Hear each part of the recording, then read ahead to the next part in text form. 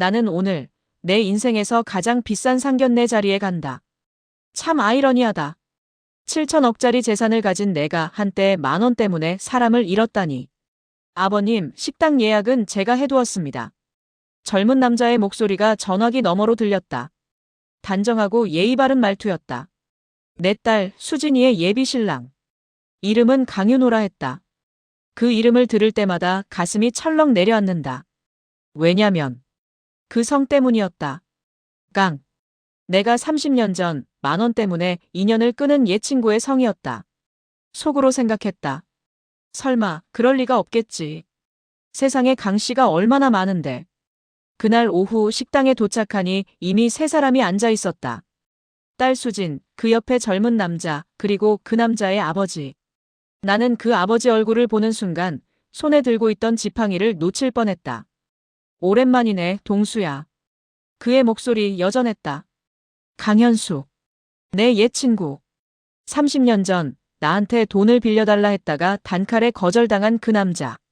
현수. 자네가 윤호 아버지였나? 내 목소리가 떨렸다.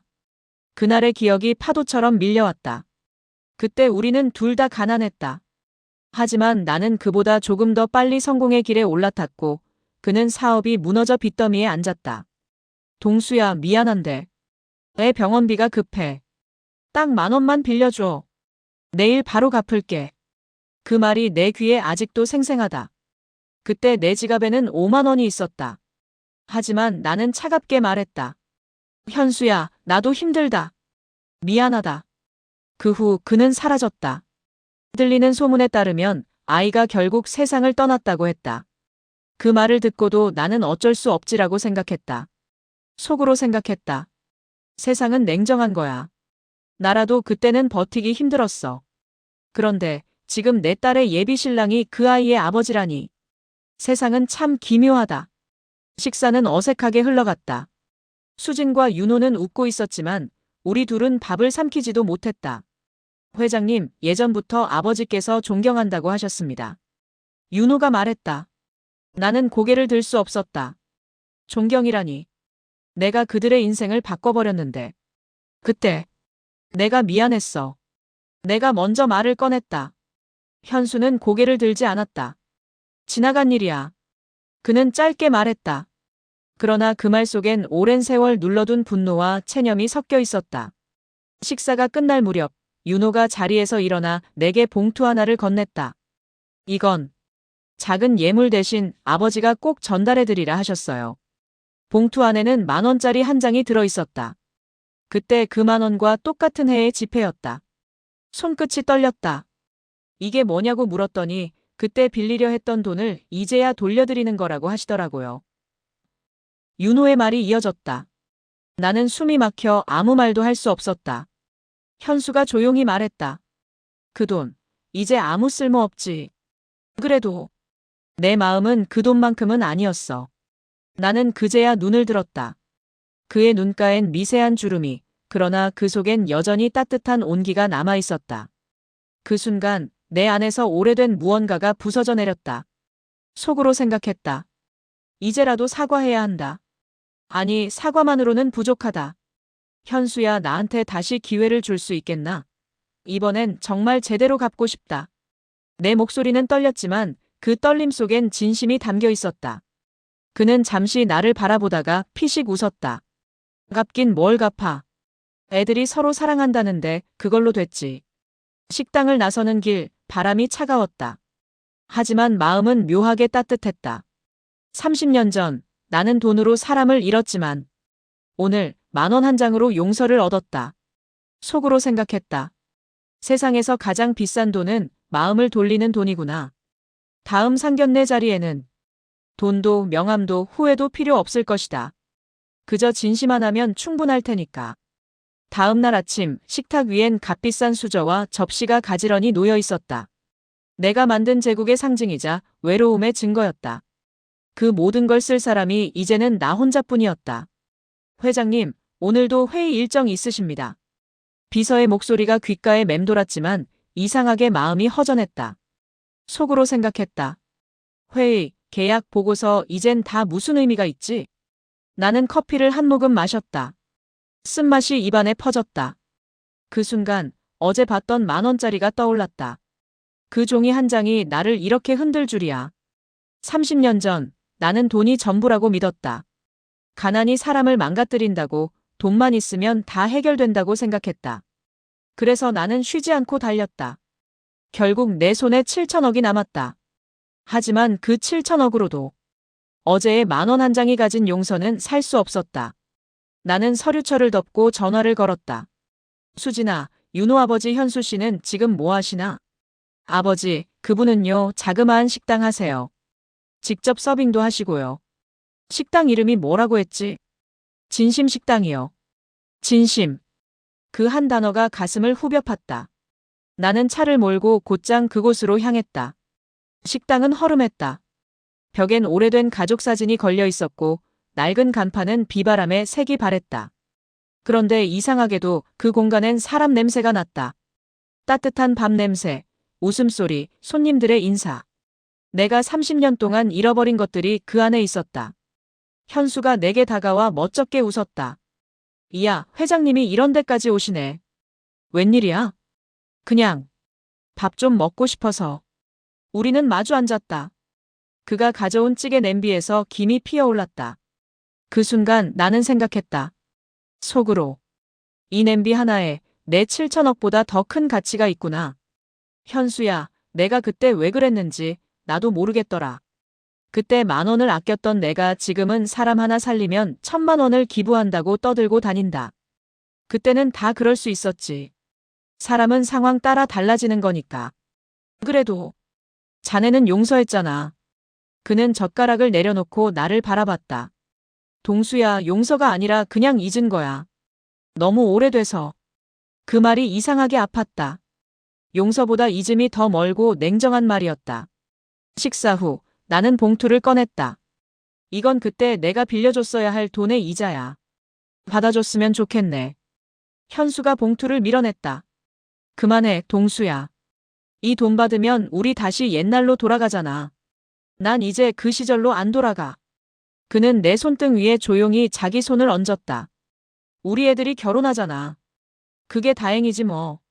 그 아이들이 우리가 못한 걸 대신 해주는 거니까.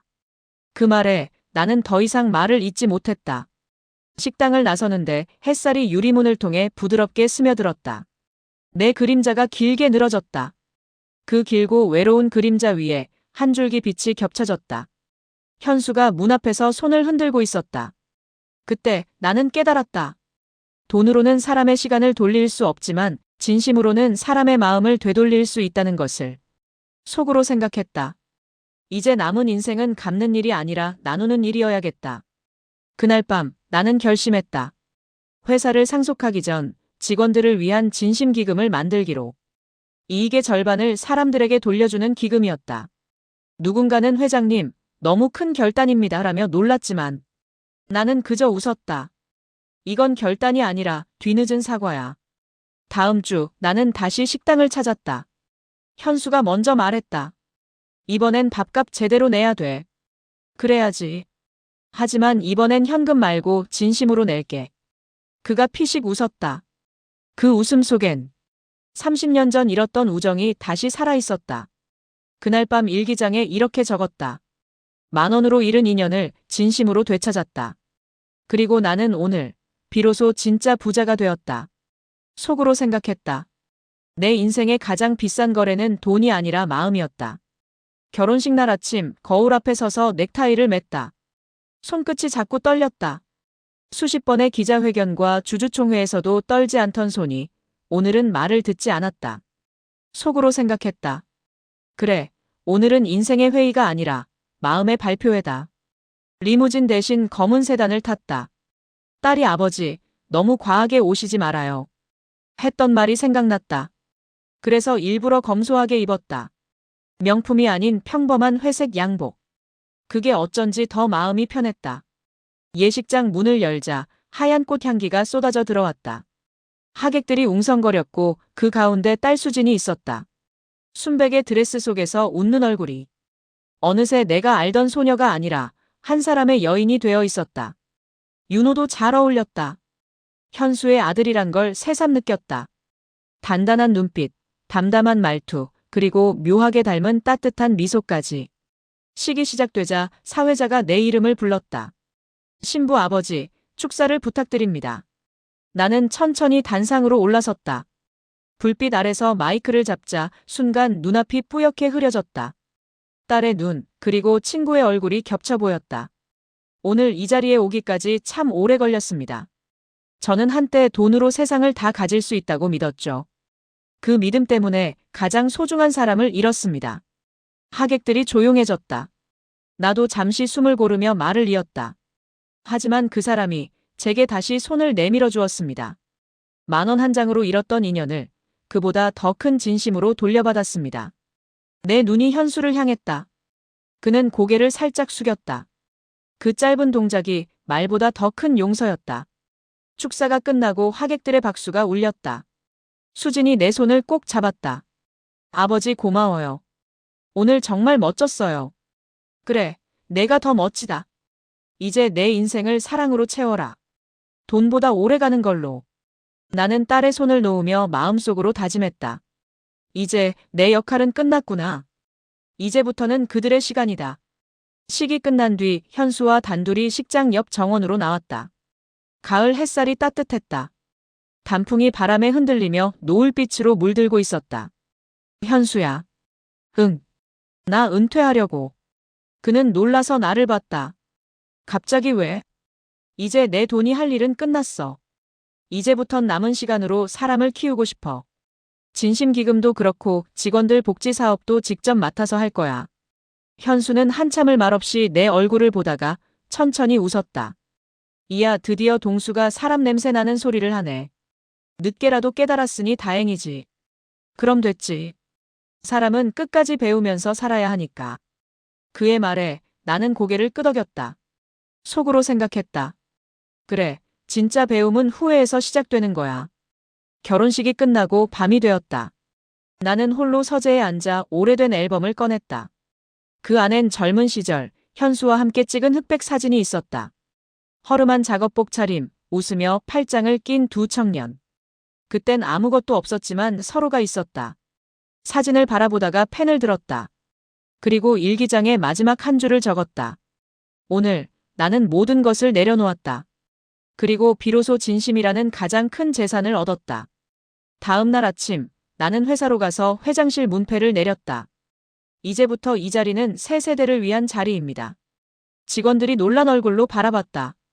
회장님, 이제 어디로 가십니까? 밥 먹으러 가야지. 어디로요? 진심식당. 그날 점심, 나는 식당 한 구석에 앉아 평범한 된장찌개를 시켰다. 현수가 물었다. 오늘도 밥값은 진심으로 낼 거지? 그래. 이번엔 평생 치를 예정이야. 둘 다 소리내 웃었다. 그 웃음소리가 식당 안을 따뜻하게 채웠다. 속으로 생각했다. 사람이 늙는 건 몸이 아니라 마음을 닫을 때부터다. 나는 오늘 다시 젊어졌다. 봄이었다. 내 인생에도 마침내 봄이 찾아왔다. 은퇴 후 첫 아침, 알람 소리에 놀라 일어나지도 않았다. 그저 창문을 열어 햇살이 들어오는 걸 바라봤다. 40년 동안 회사라는 철제 울타리 안에서 살았는데 오늘 처음으로 바람이 이렇게 따뜻한 줄 알았다. 속으로 생각했다. 돈이 없으면 불안했는데 이제는 시간이 많아서 행복하다. 진심식당 문을 밀자 종소리가 딸랑 울렸다. 현수가 반가운 얼굴로 맞았다. 왔네. 회장님 말고 이제 뭐라 불러야 하나? 그냥 동수 형으로 해. 이제 회장은 끝이야. 그는 웃으며 앞치마를 내밀었다. 그럼 손님 말고 일꾼으로 와. 설거지부터 해. 뭐? 내가? 여기선 다 똑같아. 진심은 직책 안 따지거든. 그 말에 웃음이 터졌다. 그날부터 나는 진심식당의 설거지 담당이 되었다. 처음 며칠은 어색했다. 손에 익은 건 만년필이었지 수세미가 아니었으니까. 하지만 물에 손을 담그다 보면 묘하게 마음이 차분해졌다. 비누 거품 사이로 햇빛이 반짝일 때면 이상하게 세상과 화해하는 기분이 들었다. 손님들이 가게 문을 열고 들어올 때마다 현수가 어서 오세요. 오늘도 진심으로 드릴게요. 라고 말했다. 그 인사 한마디가 내가 평생 쌓아온 어떤 광고 문구보다 진짜 같았다. 어느 날 점심시간이 끝나갈 무렵이었다. 낯익은 얼굴 하나가 문을 열고 들어왔다. 윤호였다. 내 사위. 그는 앞치마를 한 나를 보고 깜짝 놀랐다. 아버님 진짜로 여기서 일하세요? 그래. 뭐 나쁘지 않다. 회의실보다 공기 좋고 사람 냄새 나고. 그는 미소를 지었다. 수진이랑 자주 올게요. 여기가 집 같아요. 그 말을 듣는데 이상하게 가슴이 뭉클했다. 속으로 생각했다. 그래, 이게 집이지. 내가 그토록 찾던 따뜻한 곳. 시간이 흘러 진심식당은 작은 기적을 만들어냈다. 현수의 요리 솜씨와 내 인맥이 합쳐지면서 근처 고등학교 아이들이 장학금 식사를 하러 오기 시작했다. 돈이 없어도 밥을 먹을 수 있는 식당. 밥 한 끼에 담긴 존엄과 온기를 느낄 수 있는 곳. 식당 벽 한켠에는 내가 쓴 문구가 붙었다. 진심은 통장에 쌓이지 않는다. 사람의 기억에 쌓인다. 손님들이 그 문구 앞에서 자주 사진을 찍었다. 그럴 때마다 현수가 말했다. 이 문장, 우리 가게의 비법이야.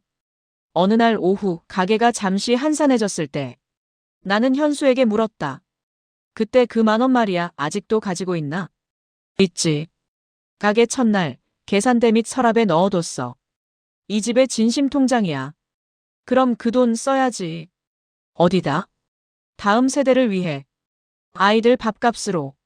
그는 잠시 말이 없더니 이내 고개를 끄덕였다. 그래. 그 10,000원이 이렇게 돌고 도는구나. 몇 달 후 가게 앞엔 진심재단이라는 작은 간판이 하나 더 생겼다. 지역 청소년들에게 식사, 장학금, 그리고 진로 상담을 해주는 공간. 그 재단의 초대 대표는 현수였고 나는 그 옆에서 고무장갑을 낀 명예설거지 사장이었다. 가을이 지나 겨울이 왔다. 창밖으로 첫눈이 내리던 날 현수가 내게 따뜻한 차를 내밀었다. 동수야, 우리가 이렇게 웃게 될 줄 알았나? 아니. 근데 그게 인생이지 뭐. 예상 못한 게 제일 값진 선물이잖아. 그는 고개를 끄덕이며 잔을 부딪혔다. 눈이 내리는 창밖을 바라보며. 나는 조용히 생각했다. 속으로. 인생의 겨울은 끝나는 게 아니라 봄을 준비하는 계절이구나. 몇 년 뒤 수진과 윤호의 아이가 태어났다. 나는 손자를 처음 안는 순간 웃으며 말했다. 이 녀석 이름 진심 어때? 모두가 웃었다. 현수가 말했다. 좋네. 그럼 우리 식당 간판도 영원히 바꿀 일 없겠다. 에필로그. 나는 지금도 매일 진심식당에 간다. 설거지를 하고 손님들과 인사하며 가끔은 내 젊은 날 이야기를 들려준다. 사람들은 내게 묻는다. 회장님, 그 많은 재산을 내려놓고 후회는 안 하세요? 나는 웃으며 대답한다. 그 돈으론 밥 한 끼 값도 못 되는 마음을 샀어요. 근데 지금은 하루에 100번이나 고맙습니다란 인사를 듣죠. 그게 진짜 이윤이에요. 문 닫는 시간, 식당 안에 불빛이 하나둘 꺼질 때 나는 항상 마지막으로 종소리를 듣는다. 딸랑. 그 소리가 내 인생의 마지막 투자처럼 따뜻하게 울린다. 속으로 생각했다. 내가 잃은 건 돈이었지만 내가 얻은 건 사람이다. 그리고 그 사람들 덕분에 나는 다시 살아난다. 10,000원의 진심, 7,000억의 후회, 그리고 한 끼의 용서. 나는 이제야 안다.